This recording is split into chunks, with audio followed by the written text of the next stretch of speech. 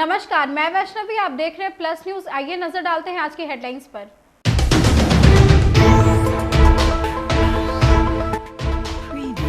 Modi cabinet में बिहार के 8 मंत्रियों को शामिल किया गया।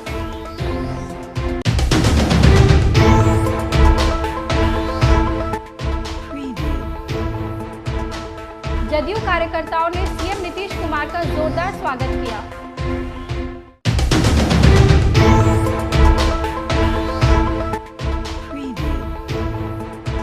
डिप्टी सीएम विजय कुमार सिन्हा ने नरेंद्र मोदी के तीसरे बार प्रधानमंत्री बनने पर खुशी जाहिर की है।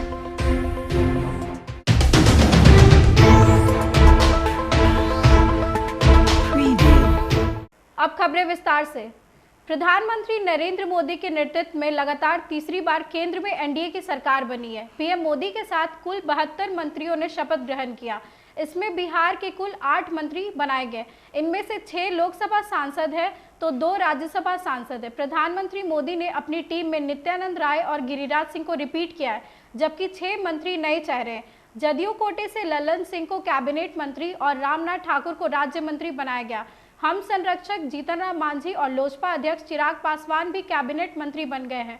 इनके अलावा डॉक्टर राजभूषण चौधरी निषाद और बिहार बीजेपी के राज्यसभा सांसद सतीश चंद्र दुबे भी मंत्री बने हैं।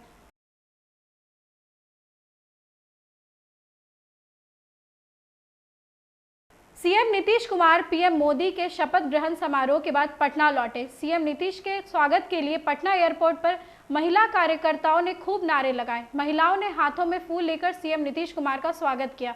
वहीं सीएम ने हाथ जोड़कर सबका अभिनंदन किया। कर रहे हैं, चलो पीछे हो जाइए, पीछे हो जाइए। और यहाँ पर जो कार्य करता है नीतीश कुमार के स्वागत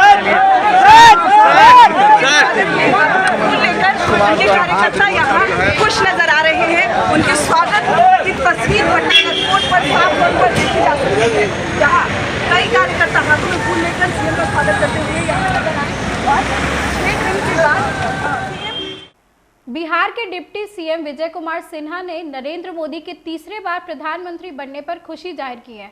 उन्होंने कहा कि देश की जनता का जनादेश विकसित भारत और 21वीं सदी का भारत बनाने के लिए है।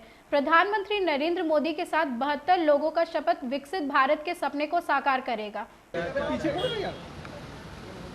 देखिए, देश की जनता का जनादेश और आशीर्वाद मिला, तीसरी बार प्रधानमंत्री बने और बिहार को अच्छी भागीदारी हुई है। प्रधानमंत्री जी को हृदय से धन्यवाद और देश जी की जनता का प्रति आभार है कि आपने तीसरी बार विकसित भारत बनाने के संकल्प को साकार करने का अवसर दिए हैं। आतंकवाद, उग्रवाद, अपराध और भ्रष्टाचारी बेचैन हैं और इनकी सफाया तय है। बेचैनी, उनकी घबराहट, उनकी हलचल को बढ़ा रहा है। देखिए, न यहाँ कोई किंग है न मेकर है। यहाँ सभी राष्ट्र की सेवा करने के लिए और जनता के दिए जनादेश का ईमानदारी से विकसित भारत बनाने के संकल्प को साकार करने वाले लोगों का एक परिवार है। जन सुराज पदयात्रा के सूत्रधार प्रशांत किशोर ने पदयात्रा के उद्देश्य को लेकर जानकारी दी है। प्रशांत किशोर ने कहा कि एक सर्वे के अनुसार 50 से 55% लोग ये चाहते हैं कि बिहार में नया प्रयास, नया विकल्प होना चाहिए। हम ऐसे सारे लोगों को एकजुट करें जो नया दल बनाना चाहते हैं।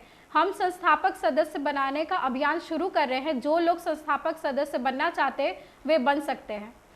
अब उनको ये नहीं पता है कि वो दल कौन होना चाहिए, कौन उसको लीड करे, क्या उसकी प्राथमिकता हो, लेकिन उनको ये समझ है कि बिहार में कुछ नया होना चाहिए। जदयू, आरजेडी, भाजपा से तो बिहार सुधरने वाला नहीं है। उन 50% लोगों को अगर आप इकट्ठा करेंगे तो 6 करोड़ लोग हो जाएंगे। जब हमने पदयात्रा शुरू की तो हमारा लक्ष्य था कि हर प्रखंड से हम 20 आदमी को चुनकर निकालेंगे, तो बिहार में 10-15 हजार लोग हो जाएंगे जो मिलकर दल बनाएंगे।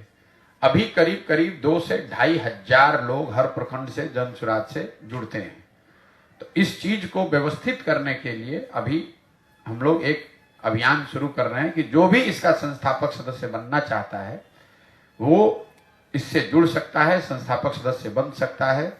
और हम लोग की अपनी समझ ये है कि करीब अगले 6 महीने में 1 करोड़ बिहार के लोगों को संस्थापक सदस्य के तौर पर इसमें जोड़ा जाएगा। क्योंकि अभी तक का जो 15 महीने का मेरा अनुभव है, हर प्रखंड से 2000 2500 लोग या तो सामने से आकर बताते हैं, या हमारे लोग पहुंचते हैं, या जिस माध्यम से भी जुड़े, जो चाहते हैं कि वो इस दल को बनाने वाला बने, इसके संस्थापक बने। तो अगर आप 2-2500 हर प्रखंड से आदमी जोड़ेंगे तो वो संख्या करीब करीब कुल मिलाकर शहरों को जोड़कर 1 करोड़ के आसपास होगी। तो जब ये पदयात्रा खत्म होगी तो हम लोग का अनुमान है कि 1 करोड़ लोग इसमें संस्थापक सदस्य के तौर पर जुड़ गए होंगे। सरदार वल्लभ भाई पटेल भवन, बेली रोड स्थित बिहार पुलिस मुख्यालय में प्रेस वार्ता का आयोजन किया गया। बिहार पुलिस के एडीजी जीएस गंगवार ने पत्रकारों को बिहार पुलिस के कई अभियानों की जानकारी दी है। नए कानूनों को लेकर पुलिस कर्मियों को जानकारी दी जा रही है। साथ ही थाने से सीधे कोर्ट को जोड़ने की दिशा में भी काम किया जा रहा है। उन्होंने बताया कि थाने में हुआ एफआईआर अब सीधे कोर्ट में देखा जा सकेगा। पुलिस एक कंपनी, न्यायालय दूसरा कंपनी, ये यानी प्रिजन एक इसका अलग कंपनी, फॉरेंसिक साइंस लैबोरेटरी का एक कंपनी, और प्रोसिक्यूशन डिपार्टमेंट कंपनी से जो न्यायालय करते हैं। अब पुलिस अपना यूटिलाइजेशन जब पूरा कर दिया तो आईसीडीएस से जोड़, और आईसीडीएस से जोड़ने पर हमारी सीधे जो एफआईआर है और न्यायालय में सामने, और न्यायालय के द्वारा किसी अगर रिमांड किया गया सीधे कोर्ट में भेजेगा। ये इंटीग्रेशन का काम अभी चल रहा है, बहुत जल्दी ये कंप्लीट कर लेंगे। तो इसके बारे में भी आयोग को हम लोग कहने का अर्थ यह है कि आगे आने वाले दिनों में नए कानूनों को लागू करने की निर्धारित है 1 जुलाई 2024। जो तीनों हमारे नए कानून हैं, भारतीय न्याय संहिता, भारतीय नागरिक सुरक्षा संहिता और भारतीय स्वास्थ्य अधिनियम, उसके बारे में तो हम ट्रेनिंग दे ही रहे हैं। हम फॉरेंसिक साइंस को कैसे यूज करें इसके बारे में ट्रेनिंग देना, और डिजिटल पुलिसिंग कैसे कर इसके बारे में सभी आयोग को बना रहे हैं। मोदी 3.0 के मंत्रिमंडल गठन पर बिहार के संदर्भ में भाजपा प्रवक्ता प्रभाकर मिश्रा ने अपना बयान दिया है। उन्होंने कहा कि मोदी 3.0 का मंत्रिमंडल सबका साथ, सबका विकास और सबका विश्वास का आईना है। इस मंत्रिमंडल में करीब 20 राज्यों की भागीदारी है। मंत्रिमंडल में युवा का जोश और वरिष्ठों का अनुभव भी है। बिहार के लिए मोदी 3 का विशेष महत्व है। राज्यों की भागीदारी है, मंत्रिमंडल में युवा का जोश भी है और वरिष्ठों का अनुभव और होश भी है। मंत्रिमंडल में सभी वर्गों का प्रतिनिधित्व है। बिहार के लिए मोदी 3 का विशेष महत्व है, क्योंकि केंद्र की नई सरकार की मदद से बिहार विकास का नया कीर्तिमान स्थापित करेगा। मोदी 3 मंत्रिमंडल में बिहार के पूर्व मुख्यमंत्री जीतनराम मांझी जैसे वरिष्ठ और अनुभवी राजनेता को भी जगह मिली है, और चिराग पासवान जैसे युवा साथी को शामिल किया गया है। इसलिए यह कहना बिल्कुल सही होगा कि केंद्रीय मंत्रिमंडल में समाज के सभी वर्गों की भागीदारी का ख्याल रखा गया है। साथ ही अनुभव और जोश का भी संतुलित समन्वय रखा गया है। यह मंत्रिमंडल बिहार के पूरे देश के विकास को नया आयाम देगा। मोदी 3 देश के मान सम्मान और गर्व को नया उत्कर्ष प्रदान करेगा। पटना के लंगर टोली स्थित दुबे क्लिनिक के निदेशक, विश्व प्रसिद्ध आयुर्वेदाचार्य व समाज सेवी डॉक्टर सुनील कुमार दुबे पटना के निजी होटल में सांस्कृतिक कार्यक्रम में मुख्य अतिथि के तौर पर शामिल हुए। कार्यक्रम में बॉलीवुड एक्ट्रेस अदा शर्मा को पाटलिपुत्र स्मृति चिन्ह देकर डॉक्टर दुबे ने सम्मानित किया। कार्यक्रम का शुभारंभ राष्ट्रीय गान से हुआ, जिसके बाद दीप प्रज्वलित और गाने का कार्यक्रम हुआ। इस मौके पर सैकड़ों की संख्या में सेलिब्रिटीज मौजूद रहे। डॉक्टर दुबे के आते ही स्टेज से उनके नाम की घोषणा करते हुए उन्हें स्टेज पर बुलाया गया। डॉक्टर सुनील कुमार दुबे अपनी पत्नी उषा दुबे के साथ स्टेज पर आए और पाटलिपुत्र स्मृति चिन्ह देकर सम्मानित किए। इस मौके पर कई अतिथियों को सम्मानित किया गया। डॉक्टर सुनील कुमार दुबे ने स्टेज से सभी आमंत्रित अतिथियों को संबोधित किया। वही कार्यक्रम के आयोजक आलोक सिंह डॉक्टर सुनील कुमार दुबे के बारे में जमकर प्रशंसा करते दिखे।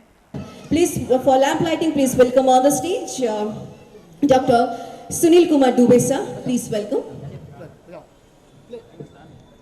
एक बार जोरदार तालियां हो जाए प्लीज। Welcome sir.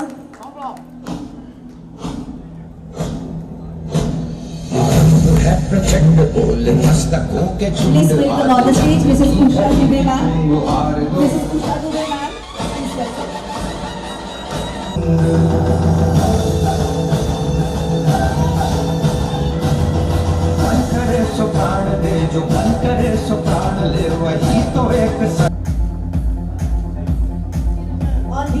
VIP, एक बार जोरदार तालियां हो जाए। Everyone, please put your hands together for this moment. Everyone, come on.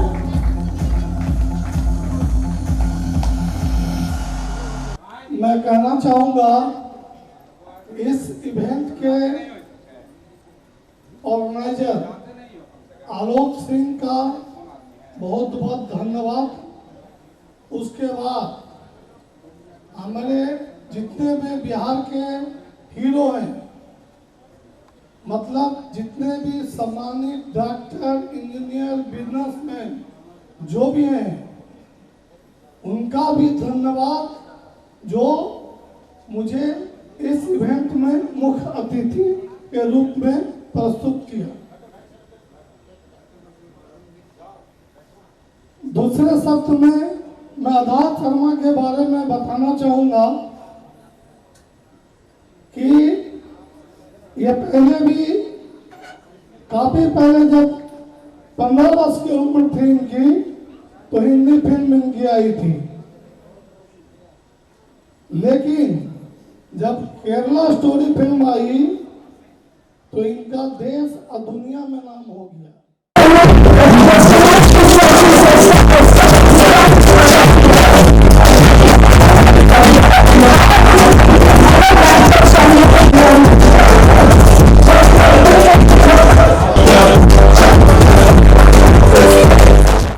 अब ये तो आप लोग भी जानते हैं कि हम सोशल वर्कर हैं डॉक्टर के अलावा, तो बहुत सारे कार्यक्रम जो है जो कि जहाँ पे हम जाते हैं और जहाँ पे व्यस्तता के कारण क्षमा भी मांग लेते हैं, शिक्षक दिवस हो या फिर टीचर डे हो, तो हमारे पास आज के डेट में बहुत सारे कोचिंग के ऑनर वगैरह सब आते हैं। तो अब एक जगह 50 कार्ड आ जाता है तो संभव तो है नहीं, तो मैं क्षमा मांग लेता हूँ। जहाँ हो सकता है यथासंभव मैं करने का कोशिश करता हूँ। ये तो आप बोल रहे हैं ना, हम नहीं बोल रहे हैं। और अब आप बोल रहे हैं कि विश्व प्रसिद्ध है, वर्ल्ड फेमस हैं, तो मैं तो श्रेय सबसे पहले अपने स्वर्गीय पिताजी को दूंगा, वैद्य सुभाष दुबे जी का, जो कि उनके बदौलत आज मैं हूँ। और दूसरा पटना के जनता को दूंगा। पटना के जनता ने मुझे प्यार किया और मेरी पहचान बनाई, फेमस करवाया। पटना की जनता ने मुझे बिहार फेमस करवाया, बिहार की जनता ने मुझे भारत फेमस करवाया, भारत की जनता ने मुझे वर्ल्ड फेमस करवाया। तो ले देकर तो पटना का ही जनता है ना, तो पटना की जनता को मैं सबसे बड़ा श्रेय दूंगा। जी, ये मैं शाब्दिक अर्थ में कहना चाहूँगा कि ये सारा इल्ज़ाम मैं लेता हूँ।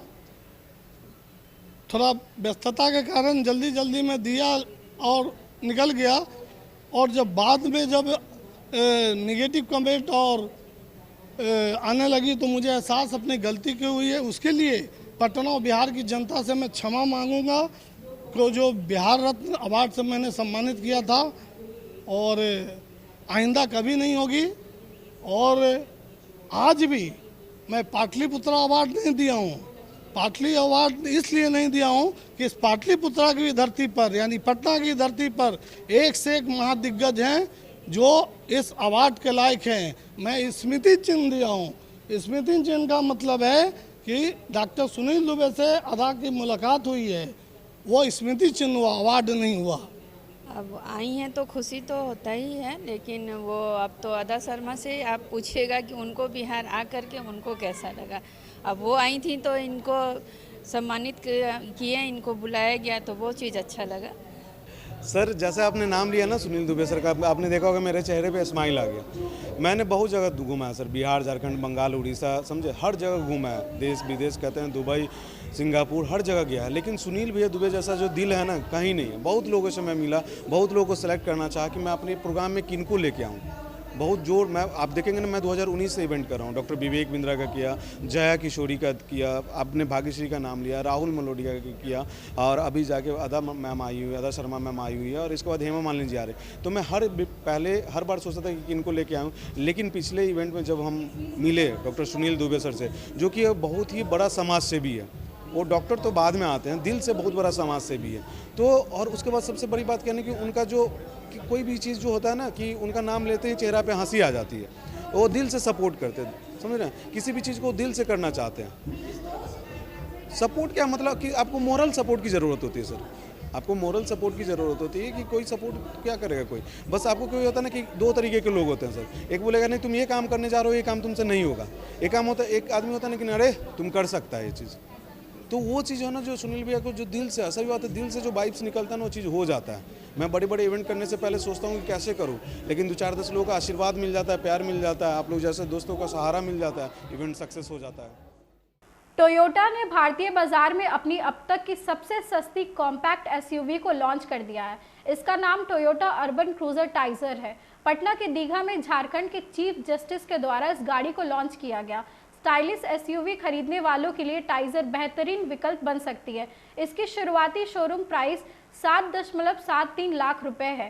Toyota urban cruiser Taisor Maruti Suzuki Fronx पर बेस्ड मॉडल है। टोयोटा टाइजर में मारुति फ्रॉन्क्स से कुछ अलग फीचर्स देखने को मिले। कंपनी ने इस कार में 2 इंजन विकल्प के साथ पेश किया है। इसमें सीएनजी का भी ऑप्शन दिया गया है।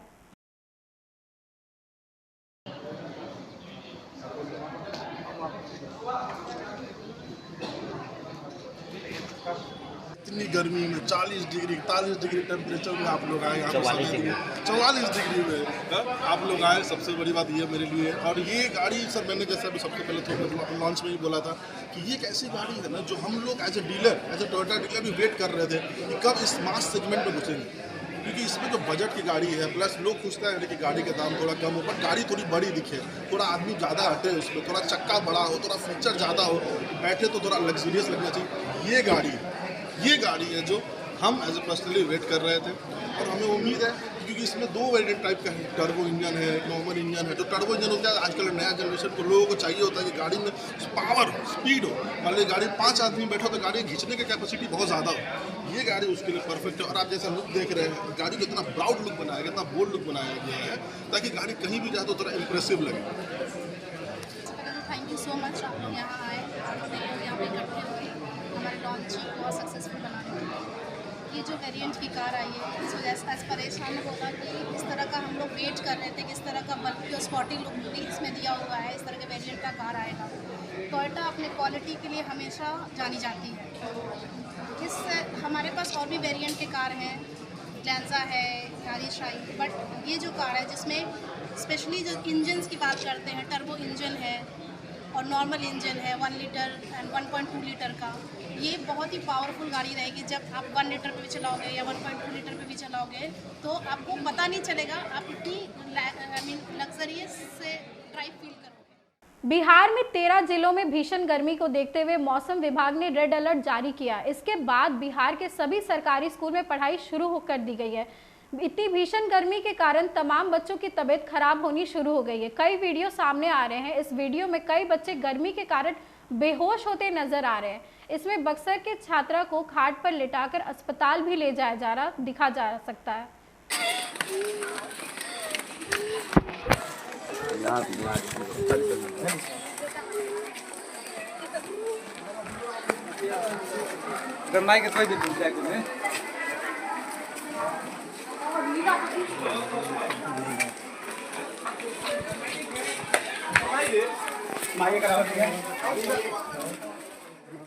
आज की खबरों में बस इतना ही। आगे की खबरों के लिए देखते रहे प्लस न्यूज़। मुझे दीजिए इजाजत, नमस्कार।